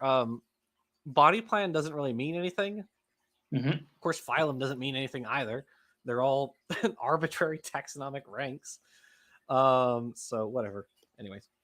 I want to address RJ. Oh, RJ said, "Wouldn't you get away from Ray Comfort?" I mean, absolutely. As a matter of fact, no. I would go up to him, provided I would have a camera to at least record the entire conversation and put up the conversation if he chooses to put up his edited version. But I'd have some questions for him that I'd love to have him answer. So definitely. Absolutely. It's my thing. I mean, yeah, it's what I do. Talk to Jackson. To people like that. Sorry. No, go ahead. What'd you say, Nestle? I was just. Are you familiar with like the meme with the penguins from Madagascar like pointing at each other? Oh, yeah. And one is new information, one is phylum, and one is body plan. They all point. Oh, like a Mexican standoff. Yeah. Yeah. That's they all refer to each other. Very true. Yeah. Anyway, okay. Continue. Yep. Science, capital S, is responding to people such as the three of you. But the three of you are not some sort of throwbacks saying you're attacking They're not scientists all that either. civilization stood for. What you're saying is, wait, we know more than they did. Look at the newest information. They Wait, know more. Hold on. they know. That's what I was. Yes. Go ahead, Peter. I mean, they obviously don't, because we've seen this from Behe as he was introduced to papers and books on his arguments. Have you read this? Have you read? No. We don't know more. Other people know more. That's the thing. Yeah, the idea that he's billing them as better experts on evolutionary biology than all the evolutionary biologists in the world. Than the actual experts. The actual biologists. Yeah, the actual experts. That is insane. It's funny how like far removed these three are from science, because they aren't scientists. And Bill here, doesn't know anything at all either. So he legitimately thinks, I'm sure, like he really thinks they're like intelligent, that they know what they're talking about when they don't. And in a court of law, it was shown that Behe doesn't know what he's talking about. As Peter just said, he was presented with textbooks on the evolution of the immune system. And he was just like, nope, I don't care. Yeah. They lost that case because it was obvious. It was patently apparent to the judge, who was a George Bush appointed judge, that they didn't know what they were talking about when it came to evolution. That's bad. That's so bad. In all fairness, Bill here has to defend his Hoover show, because he has to make people think that he's got the smartest people on the planet on this particular panel. That's true. Because that's his income. He has to lie in order to make money. So there is that. I feel like he's probably like deep enough into it that he really does believe it. He probably really does think that these guys are like that they know anything. Going off of his facial expressions, I would say yes, because he probably knows less than the average high schooler. So everything that he hears seems to completely dazzle him. There is that. Okay, continue. Yep. You are champions for the latest science, not for some sort of retrograde worldview. Is that Jesus fair? Christ? I think it is fair. I think it's worth saying you accused me of swiping Darwin aside. I don't swipe him aside. He observed some very interesting and useful things. Swipe left. He was, but he was limited by his time. I'm just curious. Is this a Tinder reference? Yes. Or a Grindr reference? He swiped left on Darwin. Yeah, he swiped. Yeah, okay. I wouldn't swipe left on Darwin. You see that beard he has? He's got a nice full beard. I mean, I'd swipe right. Yeah. I'd let him soothe me to sleep with talks of his Galapagos travels. You know. In all honesty, if there was a possibility to I hope talk, everyone takes that out of context. Yeah. If there was a possibility to have a chat with the man, I mean, yeah, that would be an awesome thing. Just I mean, like, hear his story, his thoughts on when he discovered it, when he realized that he discovered something. I'd love to hear. Right, exactly. If you read just one chapter of Origin of Species, if you read just one, I highly recommend chapter 2. But but other than that, I would say chapter 12, and that's the second part of the biogeography. So in chapter 12, Darwin talks about island biogeography. He also talks about freshwater biogeography, but it's immaterial here. So he talks about how do organisms get to islands. Now, Darwin, you have to remember, in his youth, literally circumnavigated the world. He went to islands. Tell me about the tortoises again, Charlie. Yeah. And I get to tend the tortoises. Bang. No. Mice and Men reference.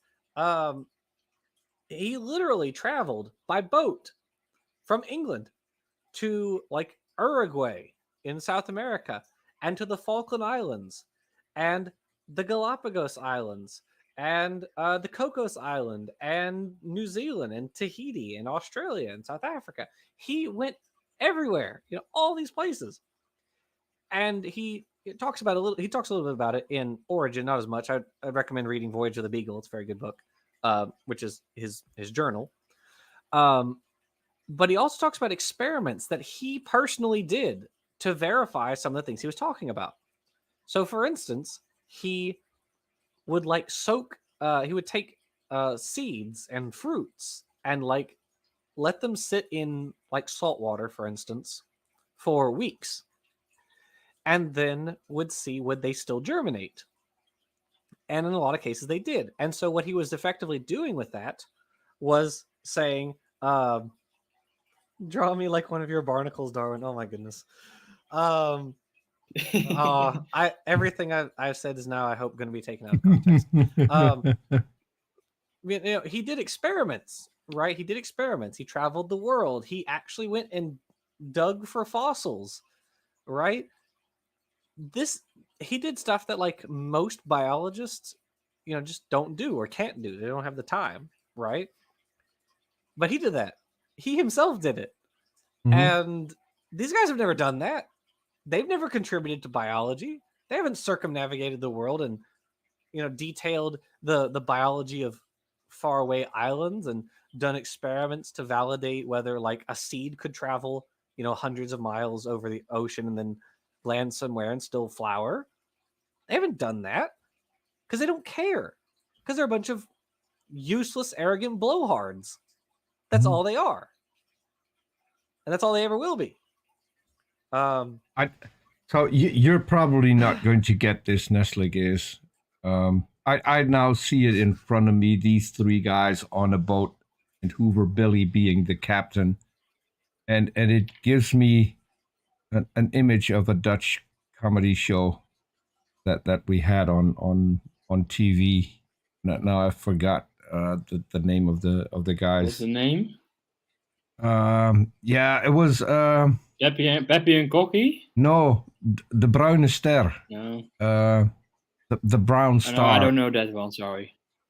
It's on the tip of my tongue. Jiskefet. Probably an old show that maybe older than me. I don't know. Jiskefet. Doesn't ring a bell? So these were guys in the days of the high days of the Dutch conquering the world on ships, but they were all gay, And it was an incredibly you kind of had to be on a ship or incredibly only man. Like. yeah. It was, oh boy. Okay, so I'm not going to look at chat. So but yeah, it was a great joke. TV That's not a joke, by the way. Like yeah. Oh no! Oh, you're gone again. Goodbye. Oh, that's harsh. That is so harsh. Not on my good Christian stream. I just wanted to come by and say hello. Peter, you're gonna get attacked by your dog. Yeah.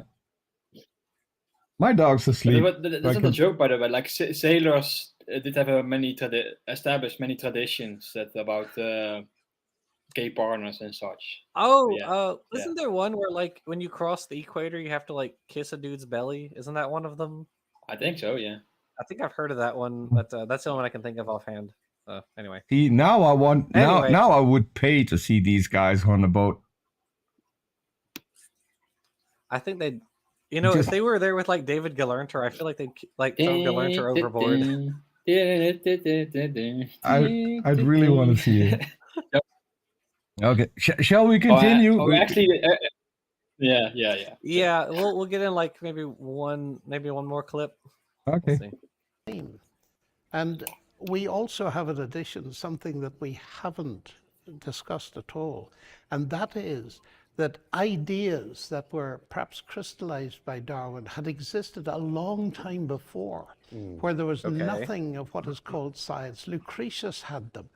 In fact, if you read De Rerum Natura, Lucretius' book on the nature of life, he gets almost everything Darwin does, except for the transmutation of species, and he deduces it from materialistic philosophy. Because one of the things that... Give me a yes, century. I can. What century is Lucretius? Oh, he's in the back of the 1st century, but he was building on stuff even earlier, going back to the early Greeks of Democritus. And the point of that is important.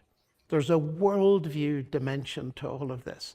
You see, if I put on my atheist hat, which I do with some difficulty, but I try to do it, and you say to me, write me an account of the origin of life, I will come up with an evolutionary theory immediately, because that is the only possibility allowed by the naturalistic worldview. So we're competing with that as well. And of course, Darwinism as such appealed massively to the atheists, and increasingly so, as we know through Richard Dawkins. So you have to remember that once you start raising the kind of question these two gentlemen have been raising, and that is that there's information, there's code, and the looming specter of the possibility of a coder, that raises a crucial problem. Out of bounds. Right. That's out of bounds. All right, That's not science. Let's pause. Yes, and that. Well, I mean, yeah, that's out of bounds because science is about methodological naturalism. You can't test. You literally can't test supernatural claims. So yeah, obviously. Anyway. But it's just the same argument that Comfort says about like, a painting needs a painter. Right. Look at the trees. Yeah. The thing that gets me about this argument, why I think Lennox is engaging. Now, I'm not a Lucretius scholar, but I'm willing to bet Lennox is engaging in some history revisionism here. Because let's pause for a moment. What is Darwin remembered for? Darwin is remembered for coming up for, well, he and Wallace at the same time, approximately, are remembered together for being the founders of evolution by natural selection. Now, they weren't, as everyone in their day was aware of, they were not the founders of like transformationism. But they were the ones who who gave it a mechanistic explanation. And so it's very weird because Bodhi Hodge does this over at Answers in Genesis 2. He says like, the ancient Greeks knew about evolution. No, they didn't. They didn't know about population genetics. They didn't know about natural selection and mutations. All they had, which we talked about earlier when we talked about artificial selection, all they had was things are born with slight variations. We don't know how, we don't know why, we just know that they are. And you can select those slight variations. A human can say, I'll take one of those, and you'll get, certain breeds of dog or cow or pigeons or whatever. But nobody had any idea how that was happening in the wild, right? Nobody knew how that was happening in nature and how that led to the formation and diversification of species mechanistically. That's what Darwin and Wallace are remembered for. It's nonsense to say that, oh, Lucretius knew all this stuff. No, he didn't. He didn't have access to all this information. That's nonsense. And creationists like him are going to engage in historical revisionism because it suits their narrative. When creationists say things like young Earth creation science was around first and then evolution came along later, that's wrong. They actually have it backwards. Creation science, as we know it today, came about in the 1940s or 1930s and 40s as a response to evolution. Creationism, intelligent design, these are responses to evolution. These were not the first. They are the now. They are the new kids on the block compared to evolution. And we have to remember that, because if they get to write history, they will write it the other way. They will lie about history to further their narrative. So, you mean as in anyway, banning books and banning teaching history, I know, crazy things like that? I mean, that is, absolutely their goal. We see it in, not probably intentionally, but we do see it with things like the Christian history of this nation, of my nation, because you guys are a bunch of European commies. The idea that the U.S. has always been a Christian nation. No, it hasn't. This is a narrative that has come about more recently as a pushback against, well, I say that, a pushback against communism, actually, from the Russians. Putting "In God We Trust" on our coins and saying the Pledge of Allegiance. These are recent phenomena, not really recent anymore, but within the last 70 years, these are recent phenomena. These were not always the way things were.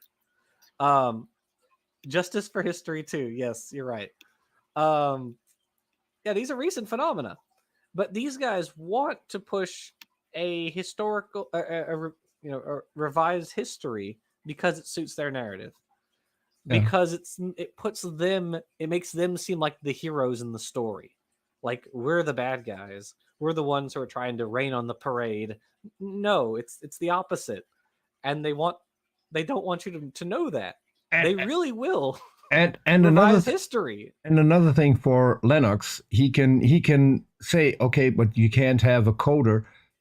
First, you provide evidence that there is such a coder, and then I ensure you, science will investigate. Once you come up with undeniable proof of this coder that you talk about, that is where we can start investigating and start maybe doing tests. We might not find the mechanism, but if he's doing something, we will be able to detect it. If he's interacting with this world, with the nature of things, we will be able to detect it. If we ever get to the mechanism, that's the second thing. Right. Yeah. I mean, when we did the Lord's video, we talked about how would we be able to detect design? And I don't think it's actually possible to detect supernatural intervention, just because it will present itself as natural, something natural, right? So the problem is, I don't know how we would detect intelligent design, actually in nature, if it actually did happen. I don't know.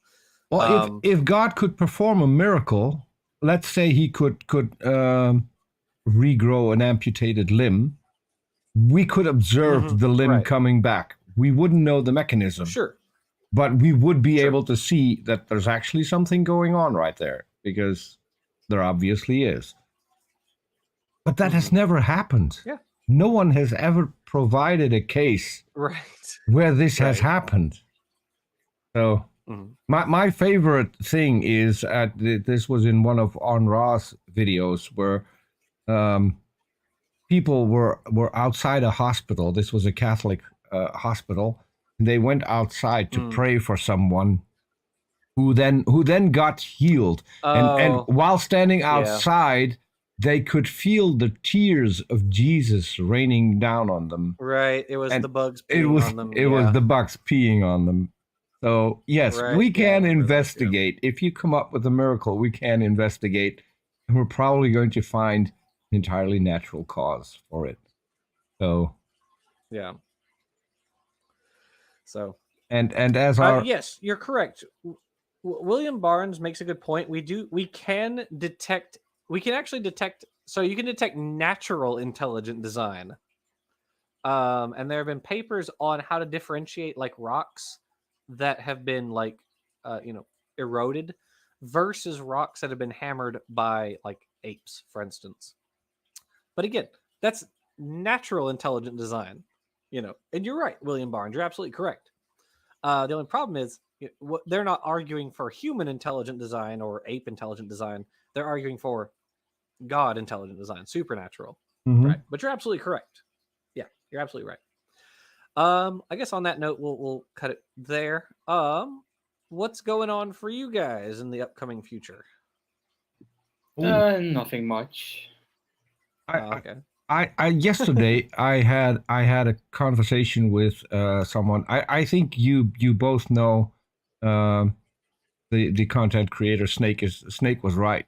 He's debated Hovind a few times on Modern Day Debate. I've heard of him. Yeah, so he shot me an email. He has been talking to a young Earth creationist flat earther who wanted to take up Arn Ra's evolution challenge. And so I told Arn about this, and Arn said, can you check the guy out and see whether or not he's serious? I had a conversation that lasted over an hour. He was a very likable guy, and surprisingly, probably one of the most liberal creationists I've come across. So he doesn't want to impose his ideas on other people. These are his ideas. He doesn't think that they need to be taught in school, but he's open to figuring out whether or not evolution is true. And so I'm going to put Arn in touch with him, and I will try to closely monitor the progress that he's making. But I'm also going to have him on my channel probably next week. Just before we go live, I might be going live on my own channel talking to this guy. And I'm going to be joined by Professor Flynn from Canada. People who don't know him, he's a university professor from Canada who's also my co-host and a dear friend. So we will be talking to him about his beliefs and why he believes, because that to me is still one of the things that I find really interesting. But yeah, he looks like a cool guy, so I really want to have that conversation. And we've got a super chat. Yes, super chat from Jake Nelson for $5. My weekly tithing to the new Pope of Evolutionism, Jackson. Thank you very much, Jake Nelson. I accept the title, and I hope it does not go to my head. Well, I mean, if you can be the Holy Pope, can I be the Dark Lord of evolutionism? Absolutely. Speaking of the Holy Pope, the number one representation for God on Earth is having health problems, and instead of going to probably the best healer in his entire worldview, he's going to hospital run by infallible men. This makes you think, right? Well, I don't wish anyone, ill health or anything. So best of luck to him, Yeah. Well, let's see. On this channel, probably not a whole lot. I may or may not finish the script for the Peacock's Tail by next week. It's going to be long. It's going to be a long one. So just like the Peacock's Tail. Much like the Peacock's Train, yes, this script is going to be very long. So yeah. Fortunately, I actually had written a lot of stuff on female mate choice for something else. So I kind of just copied most of that material and brought it over, which made that part easy. But human sexual selection is surprisingly complicated. So, did you look at chat? Because that I recall making a Photoshop. So if you're going to be the Pope of Atheism, you already have the altar boy RJ, because he was given that title, and I put that into an image. That's right. Very disturbing image. Saint Hoven the Unbelievable. Very disturbing image. A priest and an altar boy, and the priest was Kent Hovind, and the altar boy was RJ. An image, really troubling image. Kent Hovind is like the what is it, like the what is it? It was in a Douglas Adams book. I think it was like a robot. Was it a nun or something like that? Or basically, or a monk? I mean, it was a monk, but like it would believe stuff that you couldn't believe. Do you guys know what I'm talking about? It was in a Douglas Adams book. It would believe the things that you couldn't believe. That's basically what Kent Hovind is. He believes the stuff that you can't believe. Yeah. I don't know. I don't remember. Anyway, alrighty. Well, we're past the hour. So thank you guys for being here. Thank you, Peter, for hosting, and thank you, Nestle, for coming on. And another super chat from Jake Nelson for $5 saying, everyone check out Ember's channel. He's got some good stuff.